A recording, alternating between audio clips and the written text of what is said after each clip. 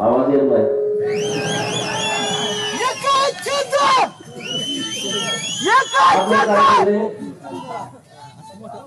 तो मीडियावाले मित्र आमच्या जरा बघा कसे दिसतात. भारत माता की, भारत माता की, वंदे वंदे.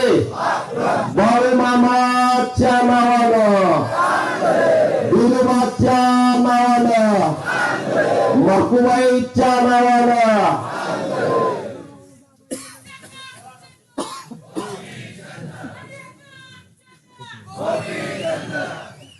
जरा सभा असल्यासारखं वाटतच नव्हतं.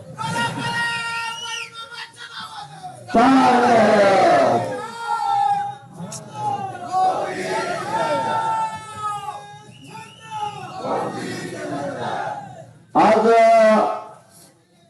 भारतीय जनता पार्टीच्या सर्व सहकारी मित्रांचा संवाद मेळावा आज पार पडतोय.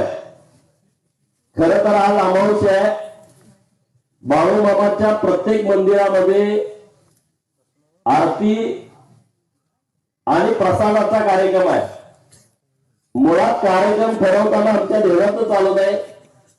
बऱ्याच जणांचे फोन आले, अमावस्या कशाला कार्यक्रम घेताय, कारण आम्हाला सर्वांना येता येणार नाही. परंतु निरोप सर्वांना गेले होते आणि वेळ पण खूप कमी होता, त्यामुळं आजच कार्यक्रम घेतला.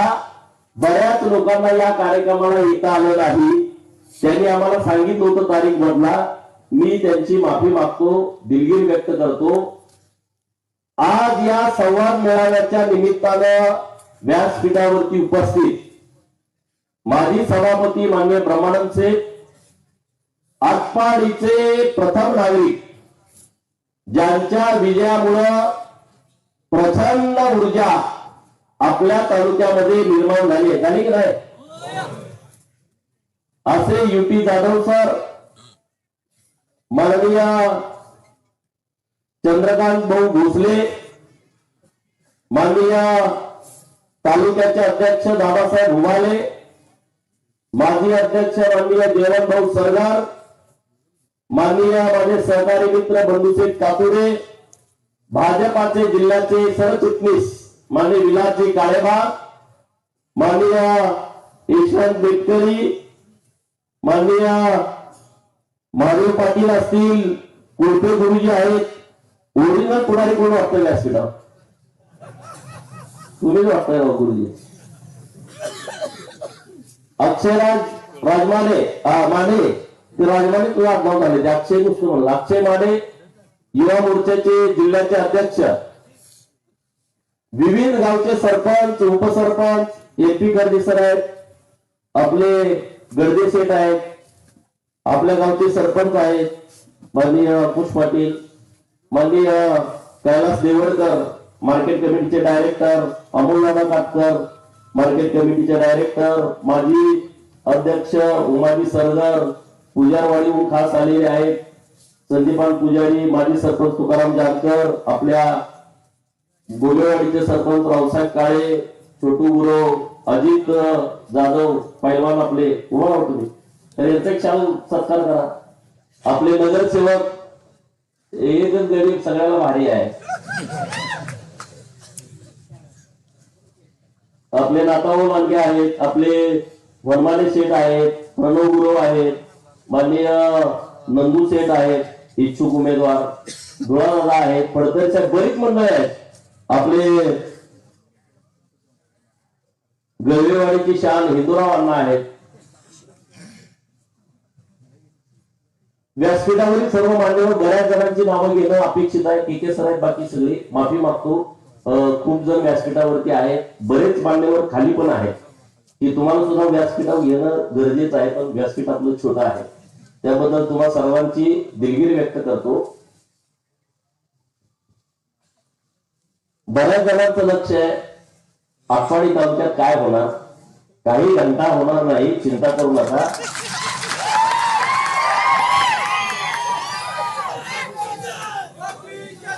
मला गोपीचंदला अडवायचं आहे, आम्हाला अडवायच्या नादात तुम्ही अडकू नका, नाहीतर तुमचा काहीतरी बाजार उठायचा. आमचा धंदा जो आहे रोजचा सकाळपासून संध्याकाळपर्यंत. आम्हाला काही नवीन नाही, हे काही दुकान आम्ही नवीन थाटलेलं नाही, आमचा जुना धंदा आहे. आणि त्यामुळे ह्या भानगडीत पडू नका, कापड जातील. भल्या पैसेवाल्यांची मस्ती जिरवण्याचा माझा नाद आहे, मला तोच छंद आहे, दुसरा धंदा मी काय करत नाही. आणि आमच्या जिरवण्याच्या नादामध्ये तुमची जिरून जाईल. आटपाडी नगरपंचायतीची निवडणूक सुद्धा याच पैशाच्या मस्तीत गेली. लय मस्ती, लय मस्ती. आज सुवास दया बाबराला पुढच्या लाईनीत बसवले आलो, त्याला कळले आता दुकान बंद झालंय. नगरपंचायतीच्या निवडणुकीमध्ये वरून निरोप आला पार्टीकडून. म्हणजे तुम्हाला सगळ्यांना माहित आहे, पार्टीचा निरोप म्हणजे निरोप. पार्टीचा निरोप आला की तुम्ही आलायच करायचे, की शिवसेना भाजपची युती करा. मी म्हटलं आता ठीक आहे, हो म्हणायचं आता आपण, नाहीतर मध्ये ती ऐकत नाही पडत. हो हो. तर इकडचा गणे काय एकदम टाईट, भाजपचं इथं काय आम्ही नगराध्यक्ष निवडून आणणार, मुंबईला जाणार, वाया विटा नाही वाया बसवर जाणार. म्हणजे आमदारांना खाली बोलवलं, विकास केला कुणी केला? आमदारांनीच केला असेल ना, काय केला असेल. ह्याच्याकडे कुठलं पदच नाही, विकास कसा झाला? बरोबर ना. राज्यामध्ये या महाराष्ट्राचं भविष्य ज्यांच्या हातामध्ये आहे, 2014 पासून ते महाराष्ट्राचं भविष्य बदलत आहे. असे लोकप्रिय मुख्यमंत्री देवेंद्र फडणवीस साहेबांचा या महाराष्ट्रावरती प्रचंड लक्ष आहे. नगरपंचायत नगर परिषदेच्या निवडणुका झाल्या, महाराष्ट्रामध्ये नंबर 1 ला भाजप आलं. 29 महानगरपालिकेच्या निवडणुका झाल्या. मुंबई, ठाणे, पुणे, पिंपरी चिंचवड सारख्या मोठ्या मेट्रो सिटी, नागपूर सारखी मेट्रो सिटी, आपल्या सांगली, कोल्हापूर, सोलापूर अशा 29 महानगरपालिकेच्या निवडणुका झाल्या. 29 पैकी 26 महानगरपालिकेवरती भारतीय जनता पार्टीचा एक हाती झेंडा रोवला. म्हणून राज्याचे मुख्यमंत्री देवेंद्र गंगाधरराव फडणवीस वोट आपले लाडके देवा हो, यांचं जोरदार टाळ्या वाजून आपण अभिनंदन करावा. जोरदार टाळ्या वाजवा. एक माणूस असा महाराष्ट्रावर आला की ज्या माणसाला महाराष्ट्राचे मुख्यमंत्री झाल्यानंतर एकदा सुद्धा वाटत नाही आपलं मेडिकल कॉलेज असावं, एमबीबीएसचं कॉलेज असावं, बीडीएसचं, एमडीएसचं, बीएमएसचं, बीएचएमएसचं कॉलेज असावं, एखादं मोठं विद्यापीठ असावं. त्या माणसाला त्यांच्या हातामध्ये आहे, एक सही केले तर काही होऊ शकतं, पण त्यांना वाटत नाही साखर कारखाना महाराष्ट्रामध्ये असावा, सुतगिरणी असावी. त्यांना एवढाच वाटतंय की हा महाराष्ट्र सुजलाम सुफलाम झाला पाहिजे, गोरगरिबाच्या हाताला काम मिळालं पाहिजे, महाराष्ट्रातल्या सगळ्या शेतकऱ्याच्या शेतामध्ये पाणी गेलं पाहिजे, त्या शेतकऱ्याचं कुटुंब सुखी समाधानी झालं पाहिजे.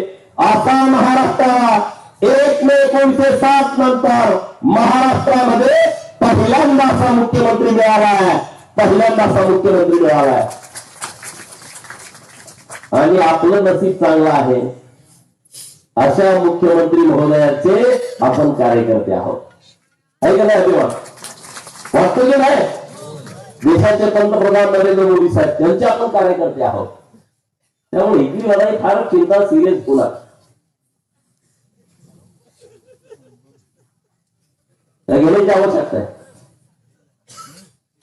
अरे गुळेवाडी, विभूतवाडी, झरे, पारेकरवाडी, पडळकरवाडी, पिंपरी, तरसवाडी, घरनिकी, दायलेवाडी असेल, बेलगरवाडी असेल, जांभुर्डी असेल, घाणंद असेल, वळवण चिंचाळे असेल, चोपडे वस्ती असेल, खरसुंडी मिटकी असेल, पलीकडचा ओपीवाडी असेल, धावडवाडी असेल, भरपूरवाडी, कानकात्रेवाडी असेल, इकडे पुढे गेल्यानंतर वेलकंदी सारखं मोठं गाव आहे, मानेवाडी आहे, बेटकरवाडी आहे, गोलेवाडी आहे, हिवतड आहे, मानेवाडी आहे, पलीकडे गेल्यावर काळेवाडी, लगेच तळेवाडी आहे, पात्रेवाडीची आपली सगळी मंडळी व्यासपीठावरती आहे, माळेवाडी आहे, कर्जनी सारखं मोठं गाव आहे, शेतकरी आहे, बनपुरी सारखं मोठं गाव आहे, लेगडेवाडी असेल, मासाळवाडी असेल, भिंगेवाडी पूर्वी बाहेर आता ते शहरामध्ये गेलं, नंतर पुढे गेल्यानंतर मानगुळे सारखं गाव आहे जिथं आपण खूप चांगल्या ताकदीनं काम करतोय. यदावाडी आहे, खांजूरवाडी आहे, लोणारवाडी आहे, बोंबेवाडी आहे, आंबेवाडी आहे, पिंपरी खुर्द आहे, पुढे उंबरगाव, बेडसवाडी, टिपी ठोंबरेवाडी, उजारवाडी दिगंजीची, दिगंजी सारखं मोठं गाव, विटलापूर सारखं गाव आहे, तिकडं राजेवाडी आहे, लिंगेवाडी आहे, लिंगोलीची माणिकवाडी, टिपी ठोंबरेवाडी, पळसखेल असेल, आवळाई असेल, वेळीवाडी असेल, पिसेवाडी असेल, फेरीवाडी सारखं गाव असेल. इकडं आल्यानंतर पुढं निंबवडे, मुडेवाडी, वाक्षेवाडी, अनुसवाडी, आणि सगळी गावच्या गावं आपण तिथं काम केलंय, आपण राबलोय, लोकांच्या मध्ये नवीन केलोय ते आपण. या तालुक्यातल्या लोकांनी ठरवलंय की भारतीय जनता पार्टी सोबत जायचं, दुसरा कुठला पर्याय नाही.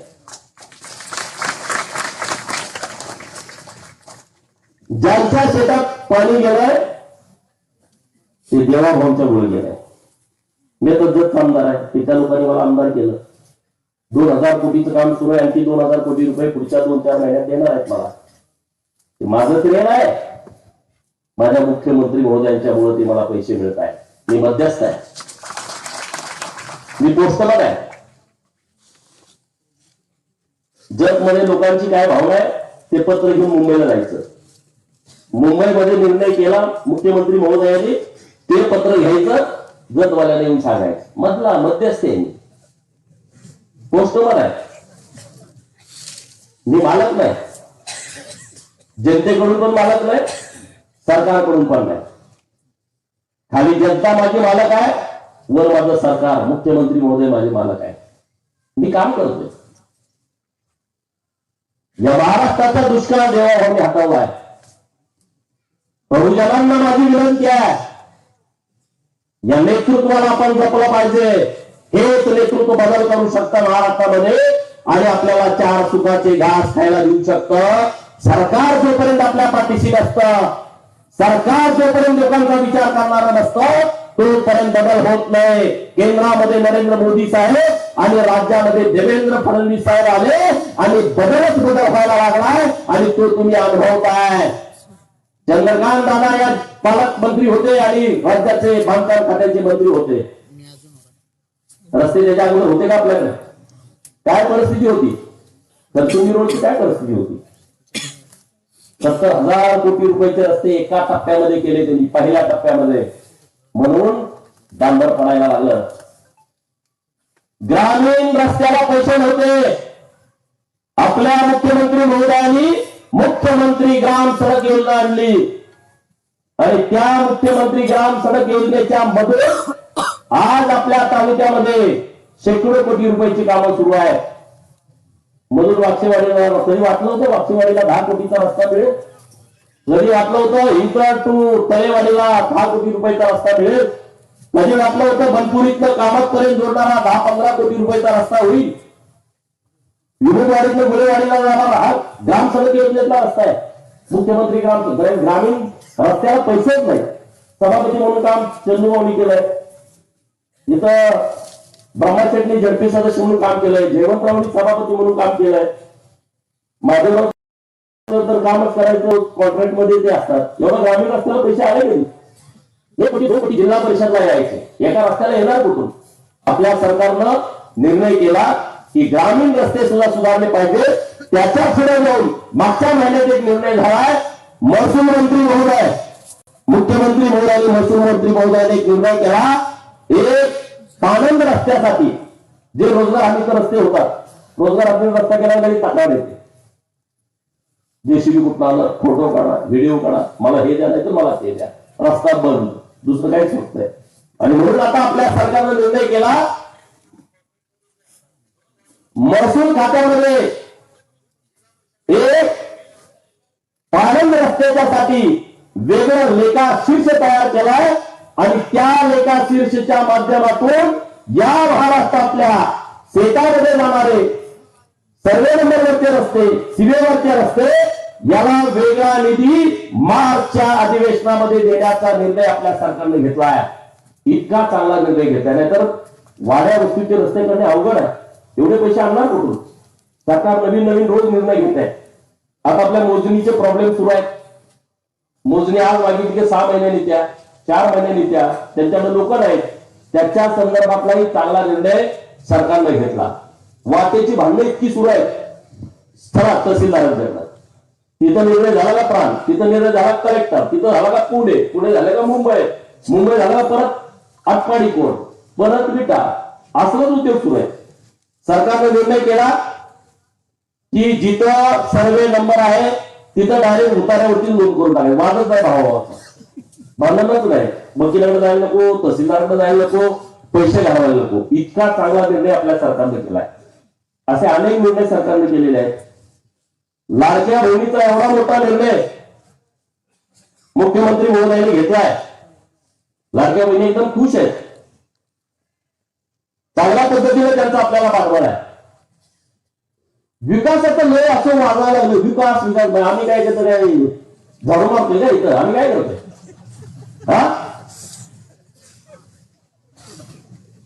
काय करतोय? कुठलं गाव नाही असं की गोपीचंद पडळकर आणि ब्रह्मानंद तुमच्या गावात पैसे दिले नाहीत. एखादं गाव सांगा त्या गावात निधी देण्याची व्यवस्था मी करतो. मी जर इथला आमदार नसलो तरी विकासाचं काय घेऊन बसलाय? या समोर चर्चा करा माझ्याबरोबर. पुरंदरवाडीच्या बिरोबाचं मंदिर तीर्थक्षेत्र ब मध्ये घालणं आणि 5 कोटी रुपये आणलं का नाही आणलं तुम्ही? का बिरोबा तुमचा नाही? कारण नुसती मतं पाहिजे तुम्हाला. खरचुंडीचं सिद्धनाथाचं मंदिर सरपंच व्यासपीठावरती आहे.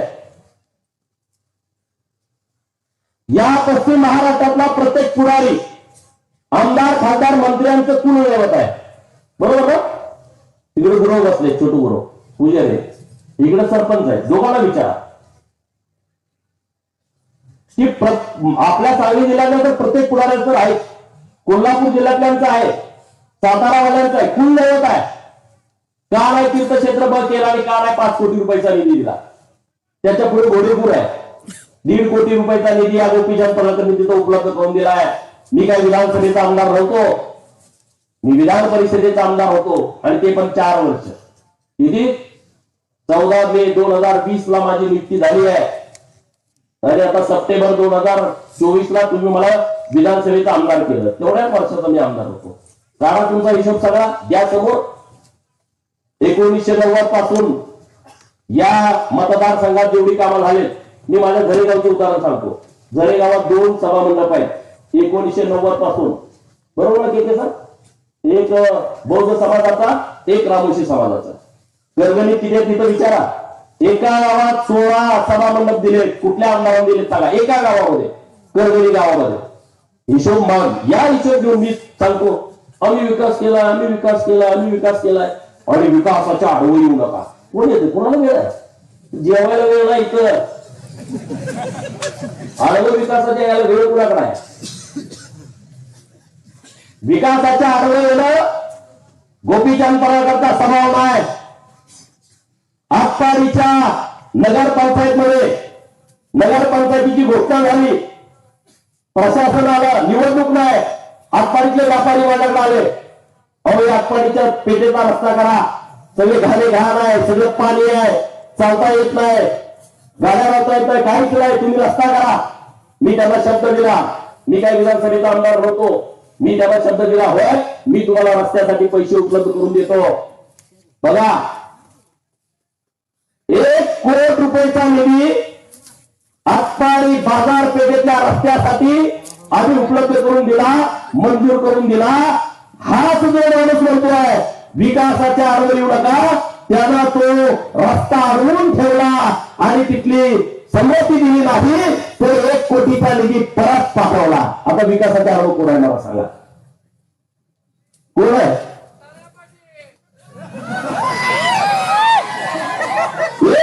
बोलता आमच्या फेसबुकवरती जाऊन मागं बघा की त्यांनी तिथं पैसे वापरलेले आहेत आणि 1 कोटी तालुक्याला आले असते, तुमचे 1 कोटी दुसरीकडे वापरले असते ना. नुकसान कुणाचं झालं? तालुक्याचं.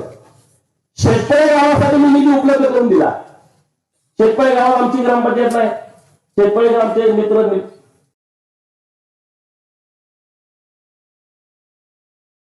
निधी उपलब्ध करून दिला.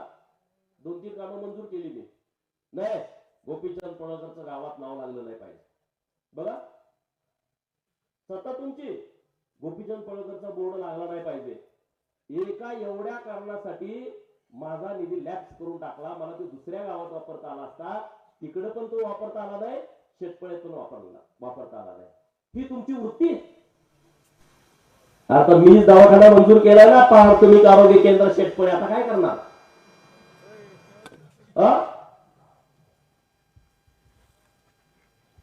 महाराष्ट्रातलं सगळं रेकॉर्ड काढून बघा, माझे पाटील लिहित आहेत.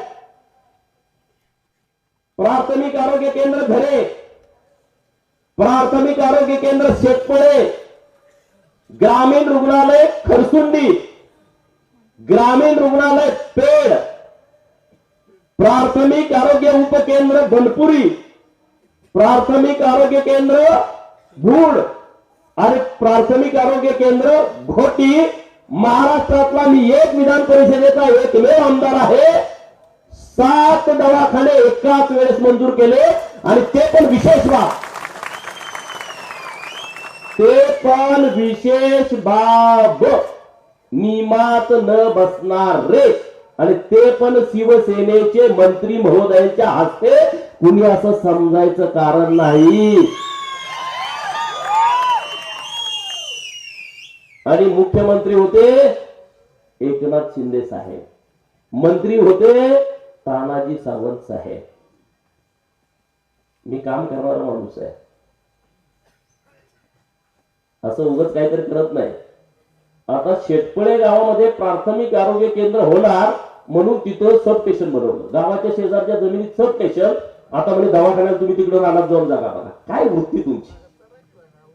कसली वृत्ती? शेतपळेकर आहेत का इथं? आता जागा शोधायला किती वेळ गेला आपला? वड्यात शोधतो, इकडे शोधलो, तिकडे शोधलो. पत्रकार मित्रांनी याची दखल घ्या. लक्ष्मणराव आहे तुम्ही त्या गावचं. आज सब स्टेशनची जी जागा आहे ती काय सब स्टेशन बनवायची जागा आहे? एखादं राजकारण किती खालच्या लेवलला जावं याला एक मर्यादा असते. शेतपळे गावालगतची जागा त्यात तुम्ही सब स्टेशन केलं. आता शेतपळे गावची गायरान जागा तिकडे लांब आहे, 5 किलोमीटर लांब. कुठून 2 एकर जागा देणार तुम्ही दवाखान्यासाठी? दवाखान्यासाठी 25 वर्षापूर्वी सभापती होते त्या गावचे, त्यांनी पतंगराव साहेबांच्या गाडीच्या पुढे त्यांनी आंदोलन केलं होतं, आमच्या गावाला प्राथमिक आरोग्य केंद्र द्या. शेतपळे गावासाठी त्याला देता आलं नाही. आम्ही प्रयत्न केला आणि ते आणलं प्राथमिक आरोग्य केंद्र. आता त्याला 5 कोटी रुपयाचा निधी येतोय. शेतपळ्याला 5 कोटी रुपयाचा निधी, झऱ्याचा दवाखाना बांधायला. काम आम्ही करतोय. काम सांगायला गेलं ना रात्र अपुरी होईल.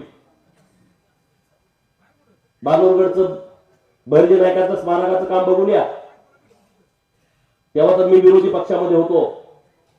जेव्हा कोरोना आला तेव्हा 1-1 कोटी रुपयाचा निधी खर्च करायचं सरकारने निर्देश दिले. कोरोनावरती खर्च करा. या महाराष्ट्रातल्या आमदारांनी कुणी मास्क घेतले, कुणी वेगळ्या कारणासाठी पैसे खर्च केले. पण मला फोन यायचे, करगणीमध्ये अँब्युलन्स नाही, आटपाडीत अँब्युलन्स नाही, दिगंचीतली अँब्युलन्स बंद पडते आहे, भिवगावला गेल्या तिथं गाडी बंद पडली आहे, खरसुनीमधल्या अँब्युलन्सची अवस्था वाईट आहे. मला आनंद वाटतो तुम्ही मला नेता केलाय. तुमची काळजी घेणं माझी जबाबदारी आहे. आणि म्हणून त्या 1 कोटी मध्ये 5 अँब्युलन्स घेणारा तुमचा पहिला आमदार आहे. 5 अँब्युलन्स घेतल्या. ते काय आमदार फंडातून अँब्युलन्स घेणं हे काम नव्हतं. सरकारला अँब्युलन्स द्यायला पाहिजे असं त्या लोकांना वाटतंय. आम्ही तो नियम शोधून काढला की आमदार फंडातून सुद्धा अँब्युलन्स घेता येईल, ती सरकारी दवाखान्याला देता येईल. कोरोनाच्या काळामध्ये 5 अँब्युलन्स घेतल्या. हजारो लोकांना त्याचा फायदा झाला. हजारो लोकांना फायदा झाला. मला लोक बोलतात तुम्ही आम्ही काय केलं? हा? प्रभू रामचंद्राचं मंदिर करगणीचं ते पण तीर्थक्षेत्र ब मध्ये आहे.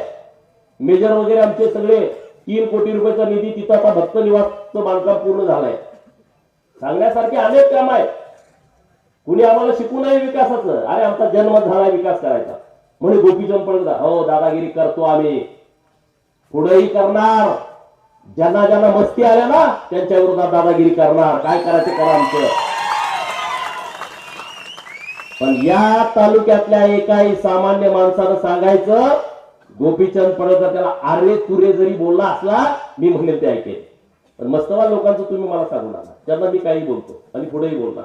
त्याचं मला मी त्या गोष्टीला बांधील नाही. ज्याला सत्तेची मस्ती आहे, ज्याला पैशाची मस्ती आहे, त्याचा विषय सोडून द्या. पण गरीब माणूस माझ्याकडे आलाय, मी त्याच्याशी बोललो नाही, त्याचा मी फोन केला नाही, त्याचं मी काम केलं नाही, काम करण्यासाठी मी प्रयत्न केला नाही, असं एक पण काम नाही. बरोबर ना दिनकरराव? तुम्ही उभा राहा गेला. यांना एकदा हद्दपारीचं नोटीस आलं होतं. ते काय माझ्या पार्टीत नव्हते, विचारा त्यांना.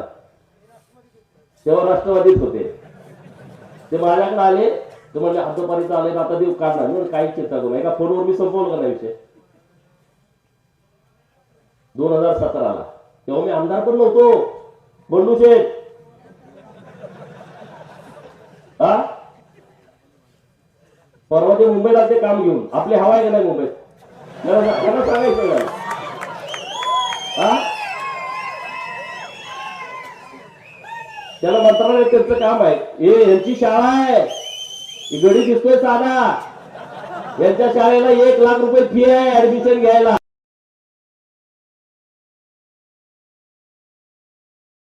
तीनशे मुलं आहेत, 3 कोटी रुपये वर्षाला असतील. त्यांच्या शाळेचं काम अडवलं होतं. मी गेलो शिक्षण मंत्री महोदयांच्याकडे घेऊन, मला आमचा गडे यांची शाळा द्या. बरोबर ना? म्हणजे हे कामच करत नाही, असंच करते ते तसंच करते. आम्ही काय करतोय तुम्हाला काय माहित आहे? तुम्हाला तिकडून कसं आहे, जो माणूस आपल्याला आवडत नाही त्याचं चांगले गुण लोकांना दिसत नाही. आता आम्ही त्यांना आवडत नसेल तर आमचे चांगले गुण दिसतील कशी? म्हणे संस्कार, नवीनच शब्द आलाय संस्कार.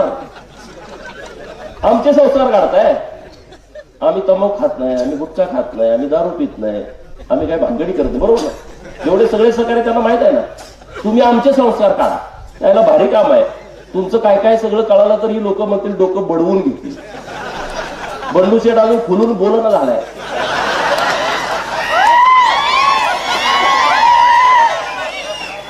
बंडू शेठ जर खुलून बोलला तर सगळं